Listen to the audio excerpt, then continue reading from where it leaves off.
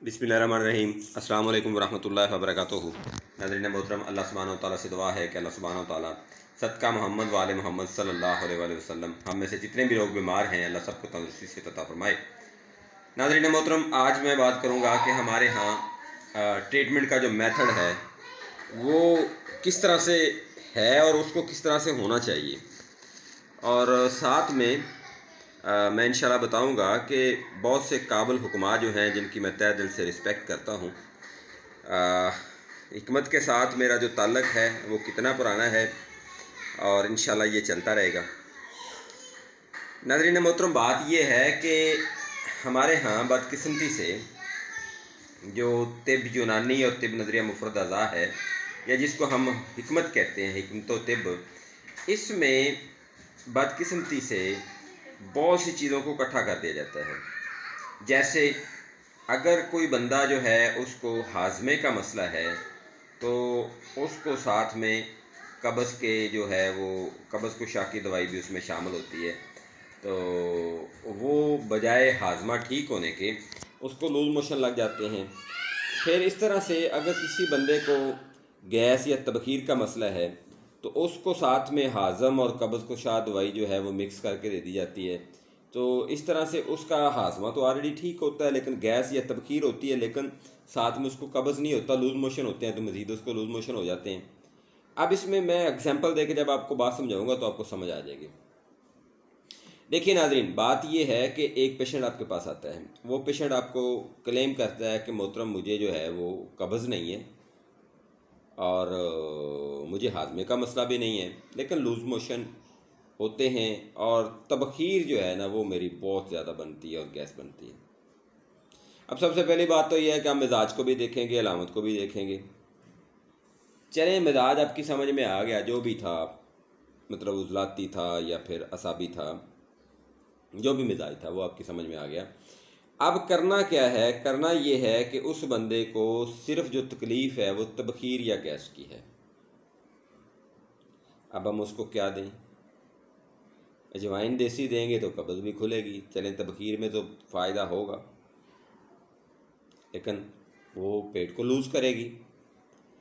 इस तरह से अगर हम उस बंदे को मैस्टिक गम या मस्तगी रूमी देंगे, गैस पे तो असर करेगी लेकिन कब्ज़ को लूज़ मोशन में तब्दील कर देगी, कब्ज़ तो है ही नहीं।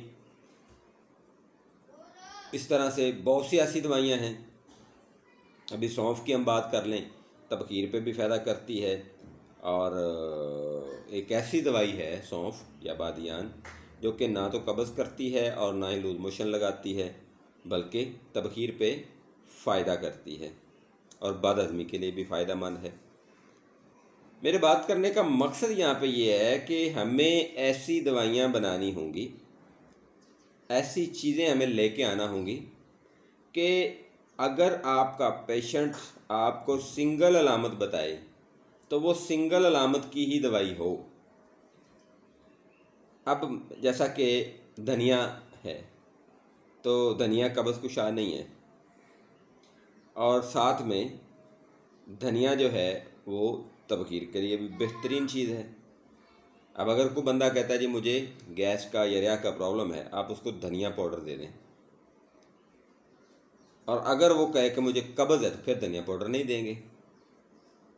अगर वो कहे कि मुझे कब्ज़ नहीं है, हाजमा ठीक है, सिर्फ गैस होती है, तो फिर उसको आप धनिया पाउडर देंगे। ये मैं एक एग्जाम्पल में बात कर रहा हूँ। हो सकता है किसी को मेरी ये बात नागज़ीर गुजरे, नागवार गुजरे, लेकिन ये बात 100% मेरे हिसाब से सही है, और जो लोग समझते हैं इन चीज़ों को उनके हिसाब से भी सही होगा। और एक वक्त आएगा तिब के अंदर इंशाअल्लाह कि जो अलामत कोई पेशेंट बताएगा सिर्फ उसी अलामत की ट्रीटमेंट की दवाई होगी। ये नहीं है कि जी माजरत के साथ कि जी इसका पूरा मिजाज ही बदल दो, ये दिन नहीं आएगा, बल्कि ये दिन आएगा कि इसको जो तकलीफ़ है सिर्फ उसकी दवाई दे दी जाए। बिलफर्ज एक पेशेंट आपके पास आता है, वो कहता है जी मुझे हिचकी है। चले मैं ये राज अफशा कर देता हूँ। बहुत से लोग बहुत सी चीज़ें इस्तेमाल करते हैं। अगर किसी बंदे को हिचकी है तो वो क्या करे? वो सौंफ और कूज़ा मिश्री बराबर मकदार में पीस के वो खा ले, उसका हिचकी ठीक हो जाता है। यानी जो अलामत पेशेंट आपको बताए सिर्फ इलाज उसका हो, ये ना हो कि जनाब एक ही दवाई के अंदर 15-15, 20-20 काम हो रहे हैं। मलयन 4, मलयन 5, मलयन 6 ठीक है, अपनी जगह पे वो काम कर रही हैं, लेकिन मेरा उनके साथ दवायात के साथ या उनके जो दवायात बनाने वाले हैं उनके साथ मेरा कोई मतलब ऐसा मामला नहीं है, बल्कि मैं ये चाहता हूँ कि ये चीज़ें इतनी बिल्कुल अथेंटिकेटेड होनी चाहिए कि आपको जो अलामत पेशेंट बताता है सिर्फ उसका इलाज हो और फ़ौरन हो। फ़ौरन से मुराद ये है कि 1 या 2 पुड़िया अगर वो खाता है तो उसका ट्रीटमेंट होना चाहिए। अब मैं आता हूँ जी, हकीम लियाकत अली खिची साहब हैं, मोहतरम हकीम मोहम्मद इकबाल साहब थे, अल्लाह ताला उनकी आखिरत आसान फरमाए। ज़फ़रुल्लाह इम्बालवी साहब हैं, हकीम मोहम्मद सरवर साहब हैं, हकीम रहमत अली राह साहब के बेटे हैं। ये जितने भी बड़े लोग हैं, मैं इन सब की रिस्पेक्ट करता हूँ और इनकी इज़्ज़त करता हूँ, और इसमें ये बात में कोई शक नहीं है, कोई शुबा नहीं है कि अगर मेरी तिब के अंदर ये चीज़ें ना आती या मेरे नॉलेज में ये चीज़ें ना आती, इन लोगों के बयानात ना आते, इनकी वीडियोस ना आती, इनके लेक्चर्स ना आते, इनकी लिखी हुई हकीम यासीन साहब दुनियापुरी थे, अल्लाह उनकी भी आखिरत आसान फरमाए, इनके जो लिखी हुई किताबें हैं वो हमारे पास ना आती, या हमारे पास वो लिटरेचर ना होते, तो शायद मैं भी कुछ ना सीख पाता। मैंने भी इनसे सीखा है। और आज लोग ये कमेंट्स करते हैं कि जी आप इनके ख़िलाफ़ हैं। भाई मैं इनके ख़िलाफ़ नहीं हूँ, मैं इनके ख़िलाफ़ हो ही नहीं सकता, मैं किसी भी बड़े हकीम के ख़िलाफ़ नहीं हो सकता। यहाँ पे एक बंदे का मैंने कमेंट पढ़ा, जी आपने भी तो साबर साहब से सीखा है और आज उनके ख़िलाफ़ है। मोहतरम मैं किसी भी तबीब के ख़िलाफ़ नहीं हूँ, मुझे कोई ऐसा शौक़ नहीं है किसी के ख़िलाफ़ जाने का। मैंने इन लोगों से सीखा है और मेरे लिए, मेरे पास, मेरे दिल में इनके लिए बहुत ज़्यादा रिस्पेक्ट है। लेकिन बात यह है कि जो मैं बातें करता हूँ आप उनसे सीखें, इस तरह से मैंने इनसे सीखा है, और इस सिलसिले को आगे बढ़ाते जाएं। फ़ी अमानिल्लाह, अल्लाह हाफ़िज़, अस्सलामु अलैकुम।